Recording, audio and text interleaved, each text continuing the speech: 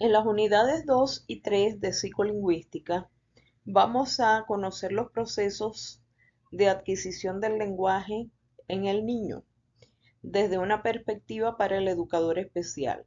Vamos a estudiar los mecanismos cognitivos, biológicos y sociales para la intervención eficaz del niño durante los procesos de enseñanza.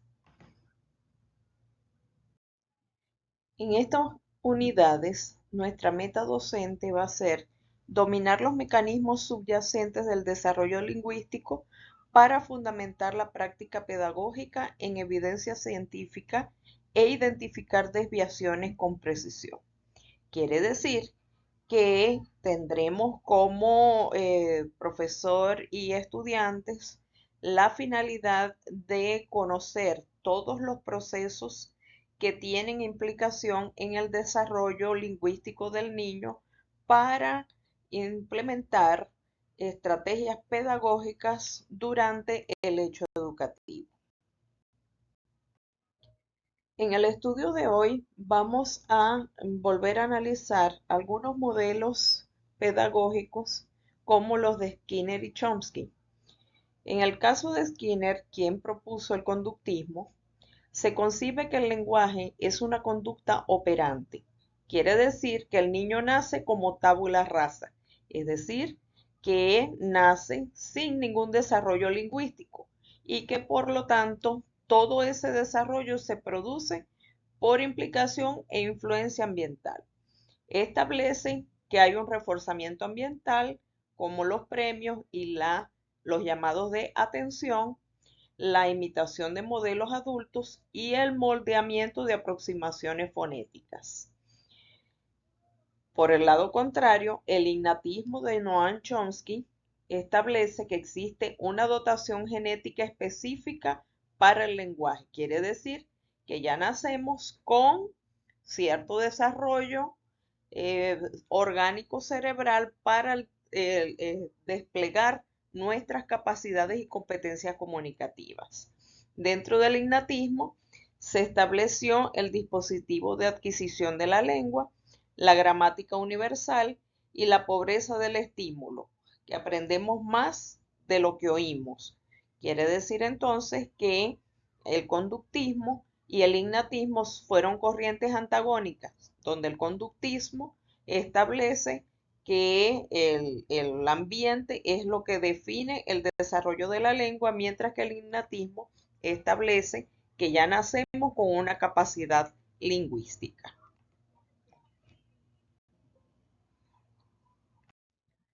A su vez, Piaget, quien se decantó por el constructivismo, estableció que la cognición precede al lenguaje. Quiere decir que primero aprendemos y luego producimos nuestro lenguaje.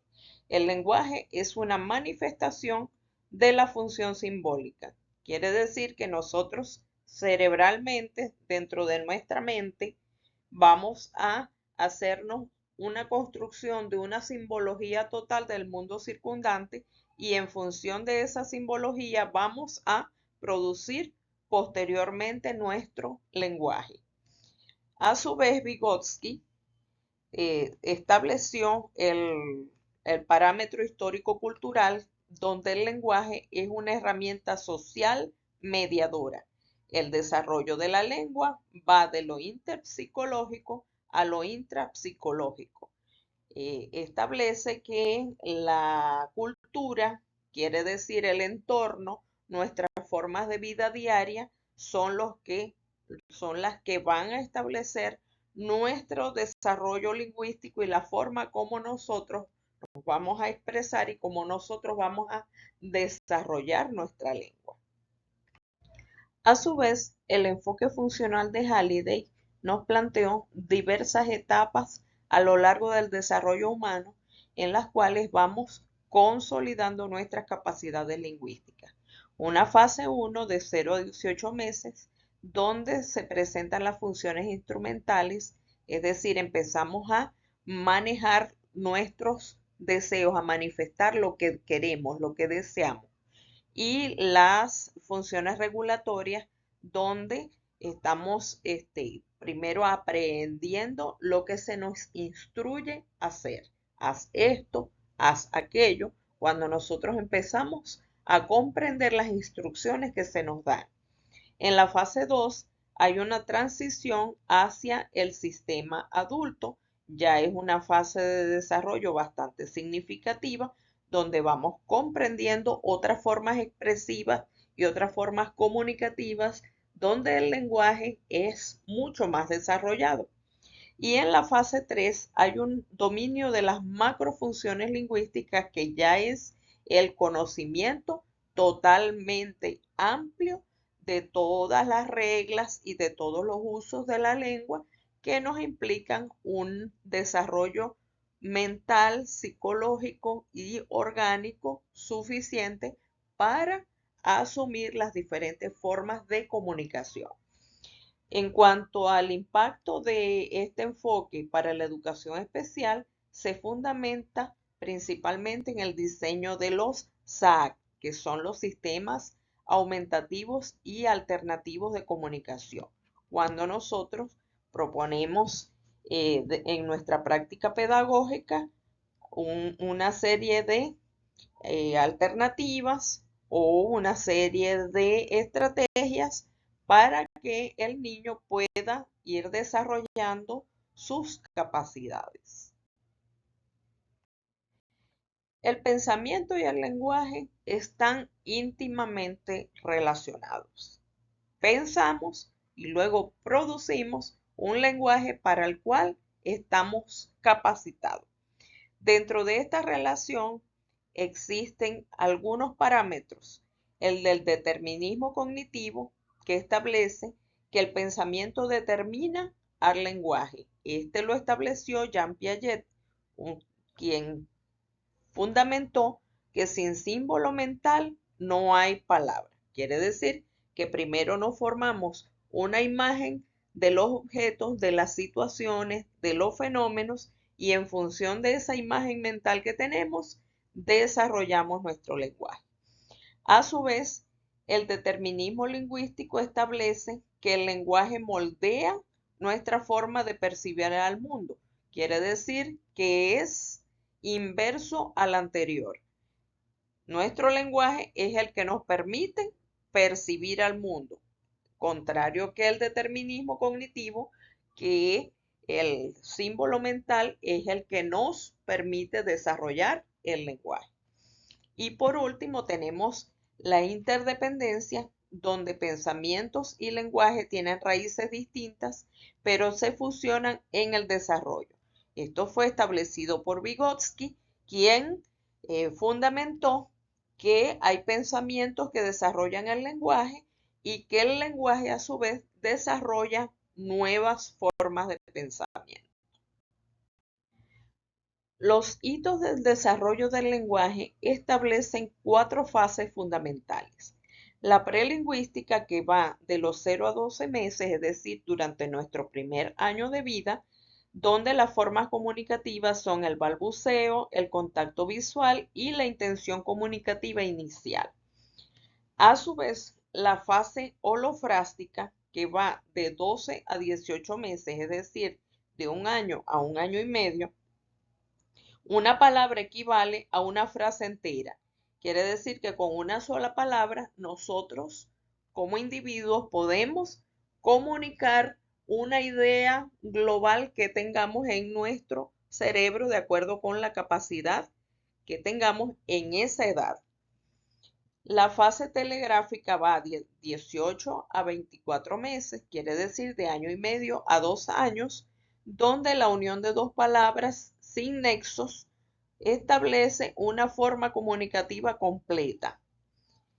Y la explosión léxica, que se da entre los 2 y 3 años, donde hay un aumento masivo del vocabulario y la gramática básica. Esta explosión léxica coincide con el inicio de la escolaridad. Los diferentes niveles de la lengua son los siguientes. El nivel fonético-fonológico, cuya unidad es el fonema, nos permite articular, inteligir y discriminar auditivamente los sonidos y los productos lingüísticos, las diferentes estructuras que vamos a estar en capacidad de producir en función de nuestro desarrollo cronológico. El morfosintáctico, que es la oración y que permite estructurar las frases, usar nexos y utilizar las reglas de concordancia. El nivel semántico se refiere al significado donde está implícito el vocabulario, los conceptos y las relaciones abstractas entre las diferentes estructuras lingüísticas. Y el nivel pragmático, cuya unidad de uso pretende una intención comunicativa, el intercambio de turnos y la adecuación al contexto. Dentro del procesamiento neurolingüístico tenemos la fase de codificación y la fase de decodificación. La codificación es la producción lingüística, cuyo centro cerebral es el que se conoce como el área de Broca, donde se produce la planificación y ejecución motora del lenguaje. Cuando esta área se altera, genera dificultades para expresarnos lingüísticamente.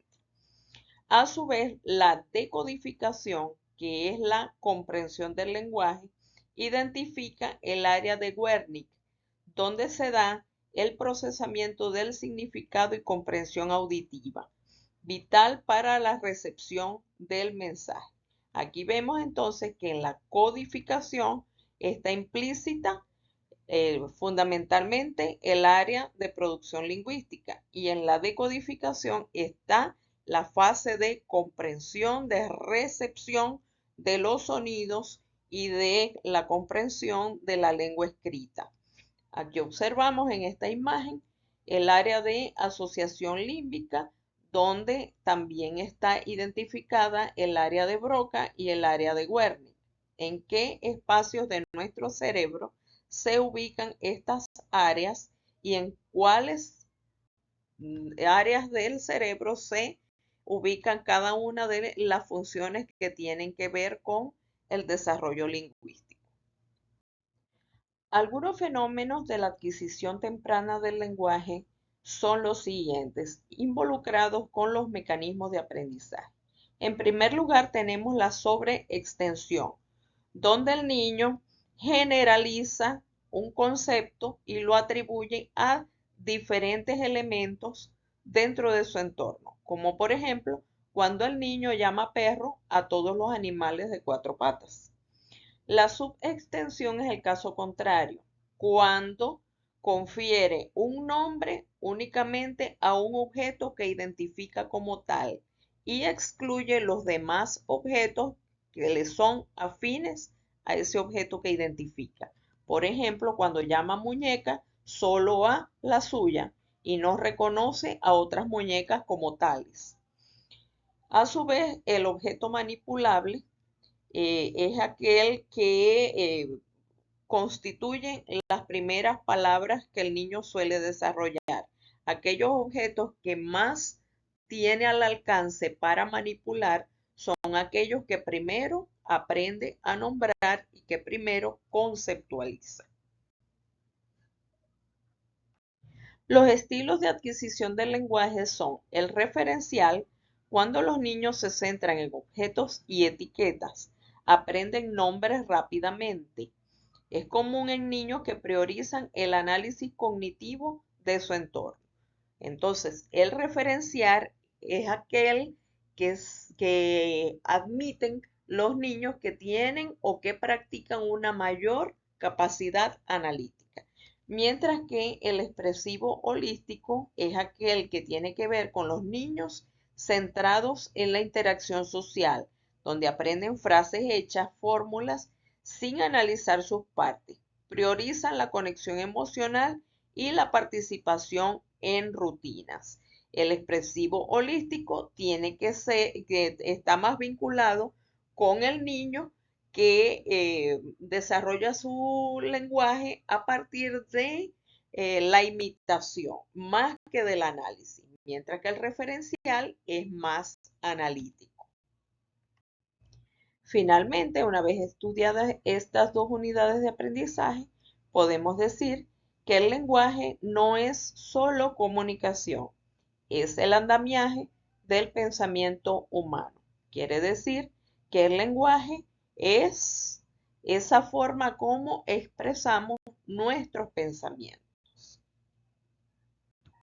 Nuestras referencias bibliográficas y hemerográficas sugeridas.